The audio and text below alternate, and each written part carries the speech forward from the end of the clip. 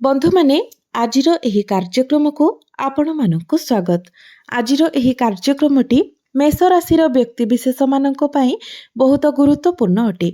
କାରଣ ମେଷ ରାଶିର ବ୍ୟକ୍ତିବିଶେଷମାନଙ୍କ ଜୀବନରେ ଏହି ଧନୁ ସଂକ୍ରାନ୍ତି ପରଠାରୁ ଏକ ବଡ଼ ପରିବର୍ତ୍ତନ ହେବାକୁ ଯାଉଛି। କାରଣ ଧନୁ ସଂକ୍ରାନ୍ତିରେ ସୂର୍ଯ୍ୟ ନିଜର ରାଶି ପରିବର୍ତ୍ତନ କରିବେ ଏବଂ ଅନ୍ୟ କିଛି ଗ୍ରହମାନେ ମଧ୍ୟ ନିଜର ରାଶି ପରିବର୍ତ୍ତନ କରୁଛନ୍ତି। ତ ଏହାର ପ୍ରଭାବରେ ଆପଣଙ୍କ ଜୀବନରେ ଏକ ବଡ଼ ପରିବର୍ତ୍ତନ ହେବାକୁ ଯାଉଛି। ଅନେକ କ୍ଷେତ୍ରରେ ଆପଣଙ୍କୁ ସଫଳତା ମିଳିବା ସହ କିଛି କ୍ଷେତ୍ରରେ ଆପଣଙ୍କୁ ସତର୍କତାର ମଧ୍ୟ ଆବଶ୍ୟକତା ରହିଛି। ଆପଣଙ୍କୁ ପ୍ରତିକାରର ଆବଶ୍ୟକତା ରହିଛି। ତ ଏହି ଧନୁ ସଂକ୍ରାନ୍ତି ପରେ ଆପଣଙ୍କ ଜୀବନରେ କ'ଣ ସବୁ ପରିବର୍ତ୍ତନ ହେବାକୁ ଯାଉଛି?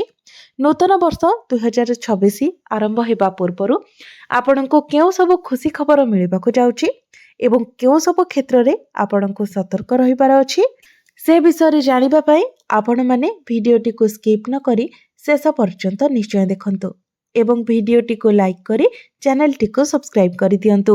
କମେଣ୍ଟ ବକ୍ସରେ ଭକ୍ତି ଏବଂ ଶ୍ରଦ୍ଧାର ସହିତ ଜୟ ଶ୍ରୀ ଜଗନ୍ନାଥ, ଜୟ ମା ଲକ୍ଷ୍ମୀ ନିଶ୍ଚୟ ଲେଖନ୍ତୁ।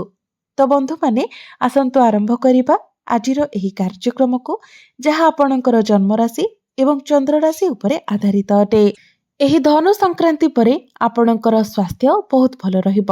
ଯଦି ପୂର୍ବରୁ ଆପଣଙ୍କର କିଛି ବି ସ୍ୱାସ୍ଥ୍ୟଜନିତ ସମସ୍ୟା ରହିଥିଲା, ତ ଆପଣ ଦେଖିବେ ଏହି ଧନୁ ସଂକ୍ରାନ୍ତି ପରେ ଆପଣଙ୍କର ସ୍ୱାସ୍ଥ୍ୟରେ ସୁଧାର ଆସିବ। ଆପଣ ନିଜକୁ ସ୍ୱାସ୍ଥ୍ୟବାନ ଅନୁଭବ କରିବେ।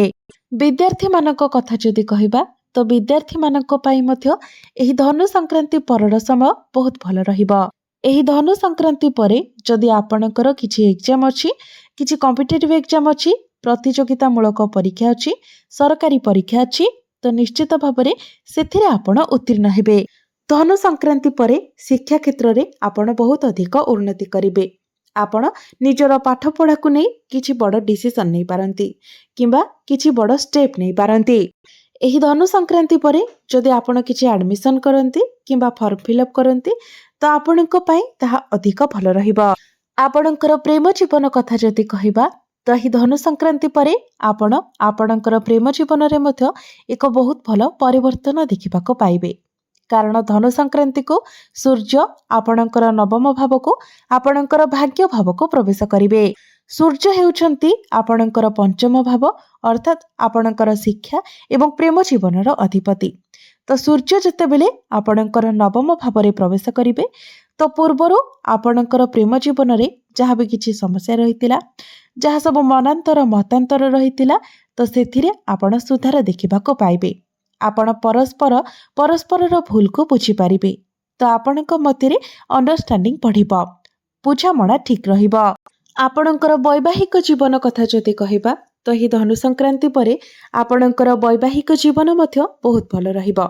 କାରଣ କୁଣ୍ଡଳୀର ସପ୍ତମ ଭାବଟି ହୋଇଥାଏ ବୈବାହିକ ଜୀବନର ଭାବ ଏବଂ ଆପଣଙ୍କର ସପ୍ତମ ଭାବର ଅଧିପତି ହେଉଛନ୍ତି ଶୁକ୍ର। ଶୁକ୍ର ପୂର୍ବରୁ ଆପଣଙ୍କର ଅଷ୍ଟମ ଭାବରେ ଗୋଚର କରୁଥିଲେ, କିନ୍ତୁ ଏହି ଧନୁ ସଂକ୍ରାନ୍ତି ପରେ ଶୁକ୍ର ଆପଣଙ୍କର ନବମ ଭାବକୁ ପ୍ରବେଶ କରିବେ। ଅଷ୍ଟମ ଭାବଟିକୁ କୁଣ୍ଡଳୀରେ ଭଲ ମାନାଯାଇନଥାଏ, ଏହାକୁ ତ୍ରିକ୍ ଭାବ କୁହାଯାଇଥାଏ, ରୋଗ ସ୍ଥାନ କୁହାଯାଇଥାଏ। ତ ପୂର୍ବରୁ ଆପଣଙ୍କ ଜୀବନସାଥୀଙ୍କର ସ୍ୱାସ୍ଥ୍ୟଜନିତ ସମସ୍ୟା ଦେଖାଦେଉଥିଲା, ବାରମ୍ବାର ତାଙ୍କର ସ୍ୱାସ୍ଥ୍ୟ ଖରାପ ହେଉଥିଲା। ଆପଣଙ୍କର ବୈବାହିକ ଜୀବନରେ ମଧ୍ୟ ଅନେକ ପ୍ରକାରର ସମସ୍ୟା ଦେଖାଦେଉଥିଲା। ଆପଣଙ୍କ ମଧ୍ୟରେ ବୈଚାରିକ ମତଭେଦ ଦେଖାଦେଉଥିଲା, ଭୁଲ ବୁଝାମଣା ହେଉଥିଲା, ଛୋଟ ଛୋଟ କଥାକୁ ନେଇକି ଆପଣଙ୍କ ମଧ୍ୟରେ ଡିଷ୍ଟର୍ବାନ୍ସ ହେଉଥିଲା। କିନ୍ତୁ ଯେତେବେଳେ ଶୁକ୍ର ଆପଣଙ୍କର ନବମ ଭାବରେ ପ୍ରବେଶ କରିବେ, ଭାଗ୍ୟ ଭାବରେ ପ୍ରବେଶ କରିବେ, ତ ଆପଣ ଆପଣଙ୍କର ବୈବାହିକ ଜୀବନରେ ଏକ ବହୁତ ଭଲ ପରିବର୍ତ୍ତନ ଦେଖିବାକୁ ପାଇବେ। ଆପଣଙ୍କ ମଧ୍ୟରେ କନେକ୍ସନ୍ ଷ୍ଟ୍ରଙ୍ଗ ହେବ, ଆପଣ ପରସ୍ପରକୁ ବୁଝିପାରିବେ। ଏହା ସହିତ ଆପଣଙ୍କ ଜୀବନସାଥୀଙ୍କର ସ୍ୱାସ୍ଥ୍ୟରେ ଯେଉଁ ସବୁ ସମସ୍ୟା ଦେଖାଦେଉଥିଲା, ସେସବୁ ମଧ୍ୟ ଦୂର ହୋଇଯିବ। ସେ କିଛି ବଡ଼ ଆଚିଭମେଣ୍ଟ ପାଇପାରନ୍ତି। ଯେହେତୁ ଶୁକ୍ର ଆପଣଙ୍କର ନବମ ଭାବରେ ଗୋଚର କରିବେ, ତ ଆପଣଙ୍କର ଜୀବନସାଥୀଙ୍କୁ ତାଙ୍କର ଭାଗ୍ୟ ସାଥ ଦେବାକୁ ଲାଗିବ ଏବଂ ଭାଗ୍ୟ ବଳରେ ସେ ନିଶ୍ଚିତ ଭାବରେ ବଡ଼ ଉନ୍ନତି ଲାଭ ମଧ୍ୟ କରିବେ। ଭାଗ୍ୟ କଥା ଯଦି କହିବା, ତ ଏହି ଧନୁ ସଂକ୍ରାନ୍ତି ଠାରୁ ଭାଗ୍ୟ ମଧ୍ୟ ଆପଣଙ୍କର ପ୍ରବଳ ରହିବ। କାରଣ आपणकर भाग्य भावर अधिपति देवगुरु बृहस्पतिंकर दृष्टि आपणकर भाग्य भाव उपरे ही रहिबो, जहा फଳରେ आपण हठात देखिबे जे आपणकर एपरि किछि काम हठात करी संपूर्ण हेबो जहा आपणकर अटकी रहिथिला। जो कार्य रे अनेक प्रकारर बाधा विघ्न आसुथिला, जो कार्य को पूरा करिबा पई आपण अनेक समयरु भाबुथिले। आपणकर गृह रे कोनोसी शुभ मांगलिक कार्यर आयोजन होई पारे। जदि आपण केवडे ट्रैवल करबा को चाहुथिले किंतु जाई पारु नथिले तो देखिबे हठात करी आपण प्लानिंग करिवे एवं आपणकर ट्रैवल मध्य सक्सेसफुल रहिबो। हठात करी आपणकर कोनोसी मीटिंग होई पारे जहा आपणक पई लाभप्रद साब्यस्त हेबो। एही धनु संक्रांति परे आपण निज घर पई किछि बड़ जिनिस किनि पारंती। आपण नूतन जमी भूमि प्रॉपर्टी ए सबुरे डील करि पारंती, नूतन गृह इत्यादि निर्माण करि पारंती किंबा नूतन जानवाहन मध्य किनि पारंती। आपण आपणकर भाग्य बଳରେ अल्प परिश्रम रे अधिक सफलता पाई परिबे। आपण भाग्य संबंधित जहाँ भी निर्णय नेबे सेथिरे निश्चित भाବରେ आपण सफल हेबे। तेणु जदि आपणकर किछि योजना अछि तो निश्चित भाବରେ एही धनु संक्रांति परे आपण ताहाको कार्यकारी करंतु, कारण सेथिरे आपण निश्चित भाବରେ सफलता लाभ करिवे।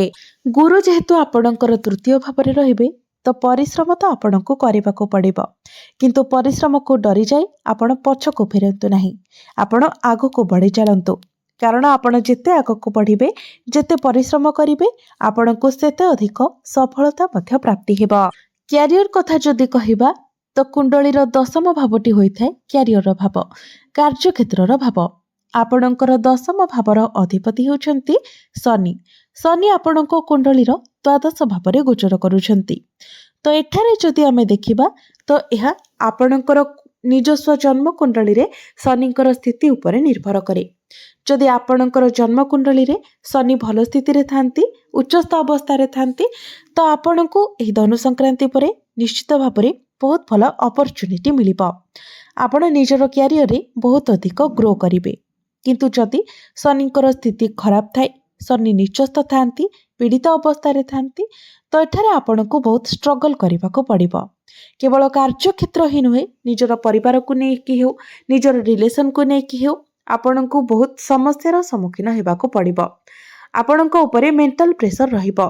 किंतु आमे जदि सेमिति कहिबा तो एमिति रे भी आपणको उपरे कार्यभार अधिक रहिबो। आपणको अधिक परिश्रम करिबाको पड़िबो। काम कार्य को नेकी आपणको टिके भागदौड़ करिबाको पड़िबो। एमिति रे आपणकर भूल न थाए भी आपणको उपरे भूल लदी दिया जाई पारे। आपणको निजर बाणी उपरे मध्य अनेक मात्रा रे नियंत्रण रखिबाको हेबो।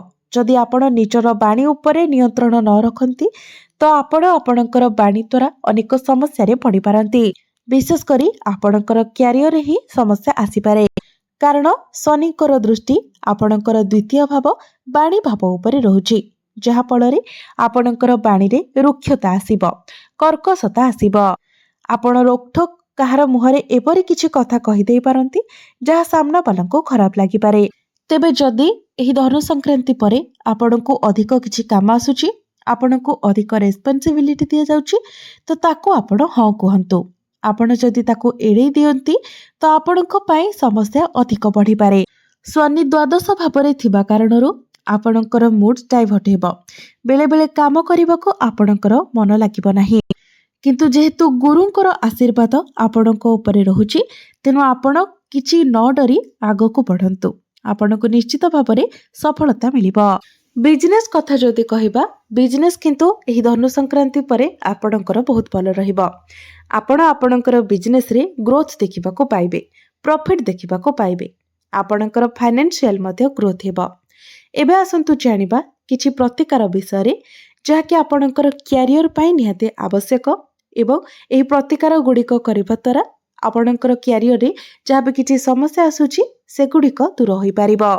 सेथिपाई आपण प्रत्येक दिन शुक्रंकर बीज मंत्र 108 थर जप करंतु। प्रत्येक दिन आपण शनिकर बीज मंत्र मध्य 108 थर जप करंतु।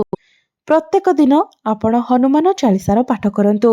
प्रत्येक दिन मंगलंकर बीज मंत्र 108 थर जप करंतु एवं प्रत्येक दिन आपण उदित सूर्य को तंबा पत्र रे जलार्घ्य अर्पण करंतु। तो बंधु माने ଆପଣଙ୍କର ଜୀବନ ମଙ୍ଗଳମୟ ହେଉ। ଏହା ହିଁ ଈଶ୍ୱରଙ୍କ ନିକଟରେ ମୋର ପ୍ରାର୍ଥନା। ଧନ୍ୟବାଦ।